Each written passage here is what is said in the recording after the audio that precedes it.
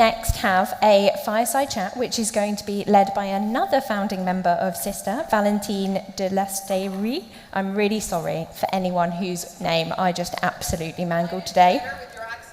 Okay, great, because we Brits find it very charming when French people say English names, and I don't know if it works the other way around. And she has a special guest who she is going to introduce, so over to you.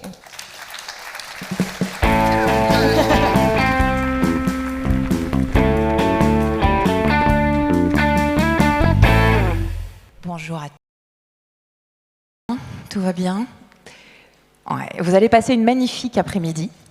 Et j'ai la tâche extrêmement difficile de précéder la séquence d'annonce des chiffres du baromètre. Alors quand on a découvert les chiffres du baromètre, on a été très ennuyés. Et non, Alexia, je spoil pas, je prépare la salle psychologiquement. C'est une boucherie. Et donc on s'est dit, mon Dieu, on les fait venir un mardi après-midi, il n'y a pas la clim, qu'est-ce qu'on va faire? Il faut que ce soit quand même un peu plus, voilà, qu'on y mette quelque chose de plus sympa.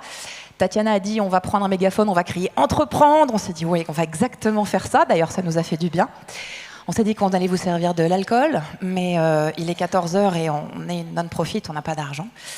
Et d'ailleurs, si vous doutez du fait que Sista a été créé et géré par des femmes, on fait notre summit au Musée de l'Homme et c'est gratuit. Voilà. Et les filles, franchement, c'est du génie. Voilà. Donc, on s'est dit qu'il nous restait quoi? L'humour. C'est la marque de fabrique de Sista et ça l'a toujours été. On parle de choses sérieuses avec humour. Et quoi de mieux que d'inviter une humoriste à nous parler de choses sérieuses? Donc simplement pour vous dire, et c'est une autre mauvaise nouvelle, que si vous ne connaissez pas encore la jeune femme que je vais appeler sur scène, c'est que vous êtes vieux, parce qu'elle a créé une série qui s'appelle Jeune et Gaulerie, qui est un phénomène de société chez les jeunes. Vous allez voir que son parcours ressemble beaucoup au vôtre, et que le vôtre ressemble beaucoup au sien. Je vous demande un accueil triomphal pour Agnès Ursel, s'il vous plaît.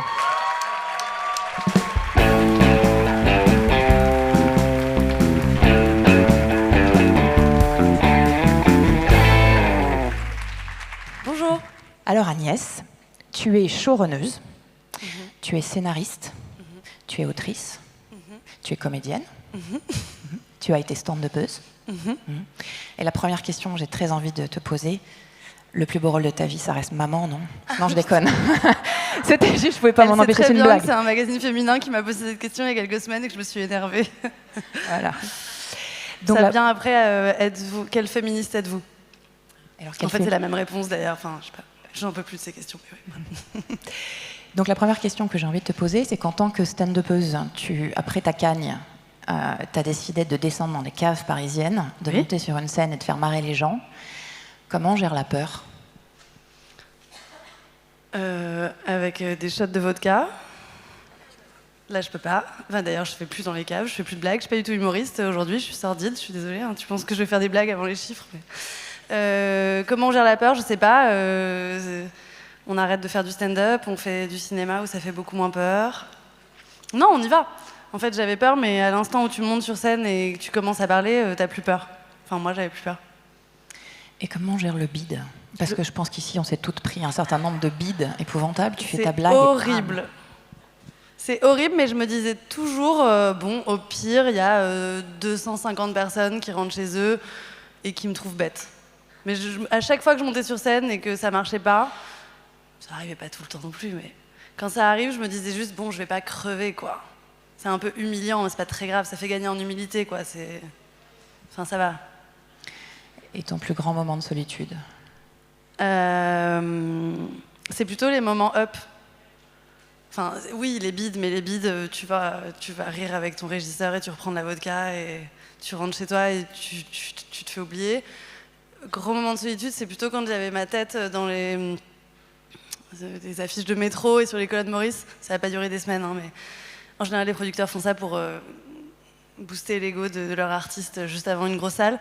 Et c'est hyper bizarre parce que la taille des affiches est plus grosse que ta taille. Et j'ai demandé à des policiers de me prendre en photo devant mes photos dans le métro. Je me sentais vraiment très seule. Non, mais c'est le problème du stand-up, c'est que c'est galvanisant, mais t'es seule, quoi. T'es seule sur scène, t'es seule quand on te pose une question hyper tricky en promo, t'es seule sur les plateaux télé, t'es seule en province avec ton régisseur dans des hôtels horribles, t'es seule... Non mais t'es seule, quoi. T'es seule dans la joie, t'es seule dans... j'ai arrêté. Et alors, on a discuté toutes les deux pour préparer cet entretien, et tu m'as dit une phrase, je pense, qui va faire partie des phrases qui me marqueront le plus dans ma vie. Comment tu gérais les highs et les lows? Comment on reste soi-même là-dedans? Ah oui. C'est ma petite anecdote de 2018. J'ai fait la première partie de Manu Payet au Casino de Paris en 2017 ou 2018. C'est sympa, il y a quelqu'un qui dit oui de la tête. Salut. Et le premier soir de ces premières parties, ça a duré quelques jours, je le connaissais pas, je me suis retrouvée là en 24 heures. J'ai compris un truc. J'ai donc pris des shots de vodka avec Manu Payet dans une loge, je suis montée sur scène dans le noir devant peut-être 600 ou 800 personnes que je ne voyais pas, qui eux me voyaient, et qui ont comme réponse à ce que moi je raconte, qui est ma vraie vie, le rire ou le silence si c'est nul. Mais quand bien même sur 600 personnes, il y en a 400 qui rigolent, franchement c'est déjà pas normal comme lien avec les autres. Donc quand les gens rigolent, c'est vraiment un fluide, enfin tu reçois une énergie qui est... C'est un shoot, c'est un truc, je sais pas, c'est fou. Et donc t'es hyper high, après il y a le spectacle, après on va faire la fête, on mange des trop bons trucs, on fait la fête jusqu'à pas d'heure, et je suis rentrée chez moi ce soir-là, et le chat avait fait ses besoins en dehors de la litière, mon mec ronflait, je devais prendre des médocs, et la machine n'avait pas été vidée, donc ça puait, il fallait que je remette à zéro la machine, et je me souviens très bien qu'en faisant tout ça, je me suis vraiment dit, j'avais 28 ans, ah ok, c'est vraiment ça la vraie vie, je comprends très bien pourquoi les gens de ce métier du cinéma peuvent péter un câble et tomber dans la drogue, l'alcool, enfin pas que les gens du cinéma, enfin je comprends très bien pourquoi les gens qui sont habitués à des pics humains, énergétiques, égotiques, peuvent tomber dans des déviances, je sais pas, que ce soit l'adultère ou la drogue ou l'alcool. C'est pas forcément une déviance, l'adultère. C'est pas forcément une déviance, j'étais sûre que t'allais me dire ça. Et... Parce qu'en fait, c'est pas normal, c'est hyper difficile cette balance-là. Et ce jour-là, je me suis juste dit, tiens, il vaut mieux aimer sa vie intime et avoir une vie perso beaucoup, beaucoup mieux que sa vie professionnelle. Je sais pas si ça répond à ta question. Si, et tu m'as dit, dis-moi si c'est bien ça, tu m'as dit, il ne faut pas que les highs et les lows d'une vie professionnelle soient plus hauts ou plus bas que ceux d'une vie perso. Il faut vraiment que ta vie intime soit plus rigolote, plus stimulante, plus érotique, plus drôle que le vestiaire avant de monter sur scène, quoi. Et alors, en tant que femme dirigeante, on dit toujours qu'on est oui, mais pas assez. On est ou trop. On n'est jamais juste. Est-ce que ça te parle? Ouais. Quand t'es femme dirigeante et quand t'es mère, les gens sont psychopathes. Hein. Il faut. Oui, bah. Enfin, sur tous les chapitres, ça rentre en jeu cette question-là, que ce soit sur comment tu montes sur scène ou comment tu viens pitcher, je suppose, dans la tenue. Moi, j'allais pas en mini-jupe à 23h dans une cave faire des blagues dans un milieu où il n'y a que des hommes et où tout le monde a bu. On entend beaucoup les retours, ouais, énormément. Donc tu réfléchis à comment tu t'habilles, tu réfléchis si t'es trop maquillée, on va dire que... Et qu'en plus tu parles de sexe sur scène, par exemple. Ben, tout le monde imprime sur toi un truc que t'as pas envie de projeter. Donc ça, c'est le truc le plus trivial, presque, l'apparence. Enfin oui, on en a parlé, on connaît par cœur, mais il y a ça surtout, quoi. Sur le discours, sur l'engagement, sur... Dans un milieu d'hommes. Oui. Ton milieu. Oui. Je suis censée rebondir sur un truc, là. Ouais, et je suis pas très On en avait parlé hier et tout. Vas-y. Bon, c'est pas grave, on change. Le female gaze. Attends, je suis ouais, perdue. s'il te plaît. Oui. Tu veux que je te parle du female gaze? À fond. Oui, ben non, mais... Récemment, en ce moment, j'ai de la chance, je suis jeune, je suis une femme, et on me donne une place dans le milieu de la télé qui est rare à mon âge et à mon niveau. C'est-à-dire que je dirige un plateau, je réalise ma série, je la showrun, alors je sais pas exactement ce que ça veut dire, mais je suis vraiment ma propre petite PME, mais je suis assez seule.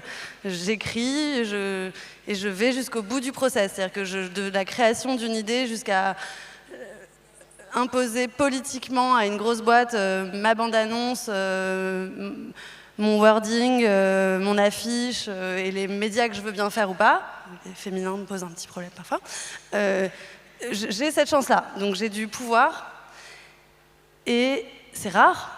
Et du coup, je travaille à faire de mes espaces de création un lieu safe, vu que ça fait peut-être 13 ans que je suis dans le cinéma et que je me suis fait emmerder sur tous les plateaux où j'étais. Donc quand là, j'ai dirigé pour la première fois, j'ai fait en sorte que les jeunes, les femmes, tout le monde soit safe.